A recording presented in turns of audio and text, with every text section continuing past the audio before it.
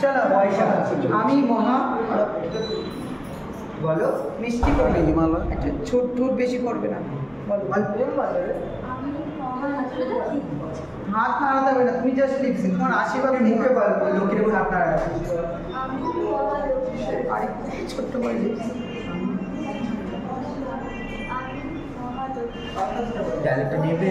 একটু ডায়লগটা জুড়ে বলবো ঠোঁটটা বড় করবে কম বলো আর কি জুড়ে বলো